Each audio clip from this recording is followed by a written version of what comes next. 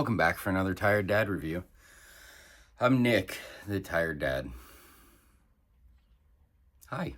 So today we have a fun one, and I'm actually going to kick this off because I don't know if it's messing with things. So the familiar sound, the tick-oom. I gotta love the JBL. I like their little sign-ons.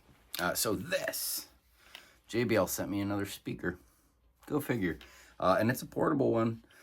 Initially, I wasn't allowed to talk about it. They sent out an email saying, do not tell anybody that you have this speaker. I believe it's been announced, so I'm going to go ahead and do a review for it because I've been playing with it for a little bit now.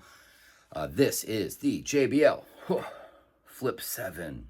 You can flip it as much as you want, up to 7 times before it breaks. So be very careful on that 7th flip. JBL Flip 7 portable speaker. So this guy is actually a cool replacement for the one that they had sent me a couple years ago, which is the JBL Flip 5. I don't know if they made a 6. I should probably have looked that up. But in any instance, the Flip 5 has been a favorite of mine for quite some time. This guy is, it's come with us on trips to the creek, to the beach, to friends' birthday parties, all sorts of stuff.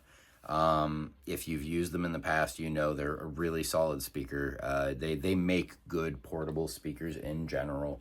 But my biggest, and obviously always waterproof, always dust proof, always shock resistant. They've got their stuff together when it comes to durability.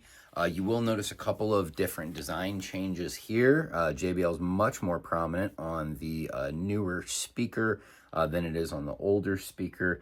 Obviously, they did switch up their logo quite a bit in terms of just imagery. But aside from that, pretty similar, about the same length, and similar in button layout as well. One big difference is going to be the mesh on this. My biggest complaint was always that this is kind of soft. I always felt like I was going to break this thing, or it was going to like saturate in water. And it didn't. It's made it a very long time. I still use this when I'm gardening. So it was kind of cool that they sent me an updated flip speaker. You'll notice it's a little bit more on the like industrial side of things when it comes to the texture. I love like just feeling this.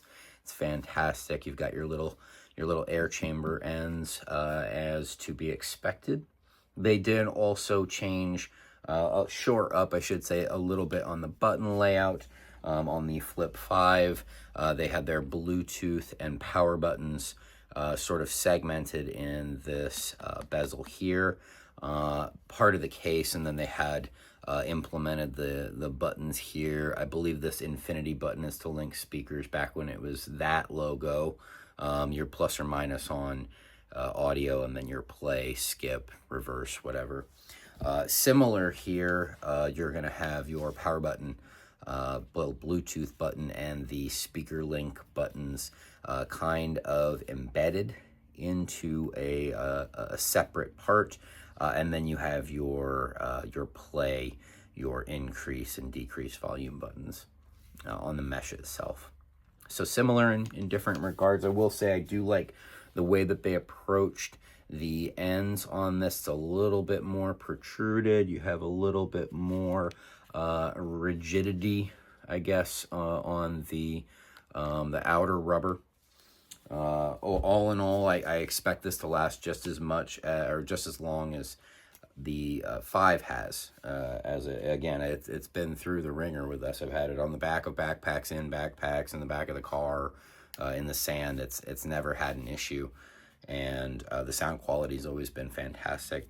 One little added thing that I do like that they did. So on the 5, it was you tied a paracord onto it. They actually put this little button here that if you press it, it'll pop out. You can swap out the carabiner for an elastic sort of band cord. It just slides right in, clicks on. It's very secure. I've been playing with this and yanking at it. It actually holds pretty well. Charger port there. The speaker itself, looking at about a 1 3/4 by 3-inch woofer with about it's 0.6 inches, so about a 1/2 inch tweeter. Sound quality for that is actually really solid. Again, when you're putting this up against like Bose or some of the more expensive or like high-end portable speakers, they're unnecessary, and they tend to be tuned in a way that I don't like. JBL really knows how to just throw together a portable speaker that works, quickly connects, really no issues with connectivity. I've gotten about 50 feet or so before I start to get that jitter. So all in all, a reliable speaker. They claim about 14 hours of continued use. I'm at about 10 hours on here, so that would make sense. I have not seen it die yet, so that's good. Now, obviously, I'm an on-off guy. I'll listen for about an hour if I'm out back gardening or if we're going to the park, and then turn it off. But battery holds, haven't had any issues since I booted this thing up the first time. So all in all, reliable. Sound quality, what you've come to expect. They do allow you to link up, again, to multiple speakers as they have in the past. So if you've got 2 or 3 of these things and you want to kind of stereo scope your tent or something like that, you have the option to. I have yet to test to see if I can link these 2 speakers if they're backwards compatible. I probably should have done that before I did this video, but hey, whatever. The sound quality is solid. Again, they have to always have something new. So instead of just the JBL bass boost, now it is the JBL AI sound boost. So you are, I guess, sending audio to the speaker. The speaker is then using AI processing. It's got a microchip inside of it, listens to your thoughts, can sense that you are maybe not hearing something properly, processes that sound in a way that it comes out beautifully for your ears. So JBL's ahead of its time once again with AI. I am expecting when John Connor arrives, he'll be more than impressed with their superior sound quality. Getting back to the speaker, all in all, great. Haven't had any complaints. I did swap this one out. Like I said, I use this for, gardening, and if we do any outdoor activities, which it's getting to the point in Arizona where it's going to be too hot for outdoor activities. But even just around the house, solid on the 5. This has been a fantastic replacement. There have been a few minor tweaks, I guess, in the audio clarity. The bass is not as overwhelming, so there could be something to their AI sound processing that I haven't tested. One thing that was brought to my attention about the speaker is that there is a new app. JBL is known for creating way too many apps. You've got the JBL One app, the JBL Club app, the JBL Portable app now. It's a little excessive. I don't EQ. I don't do anything special to my speakers. I like flat responses for the most part, or at least as flat enough of a response as the speaker allows. So I don't normally go into these apps unless I absolutely have to. So I cannot tell you what the app looks like. I don't know if the AI processing is actually tied to the app directly. Oh, hi. He's moody today.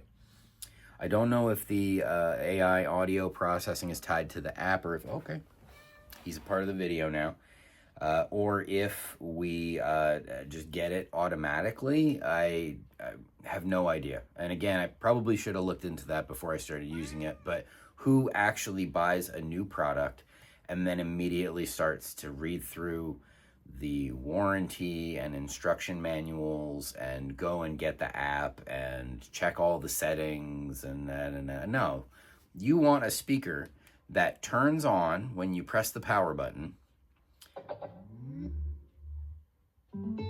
gives you that sound. You want a speaker that automatically connects to your phone instantly without an issue. You want a speaker that this cat will be happy with. And if he's happy, I'm happy. JBL Flip 7, fantastic little portable. For the price, you can't beat it. I would suggest going and getting it immediately if you need a portable speaker.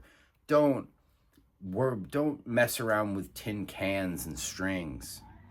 Don't take a box and then put your phone in the box to use that as a speaker, because you can, but it won't sound as good as either of these speakers. I will say, just checked online because I was interested. The 5 is actually only like $30 or $40 cheaper than the 7. So even if you wanted to get like, oh, I'll just get an older speaker, you may as well just get the 7. Don't miss out. It's springtime.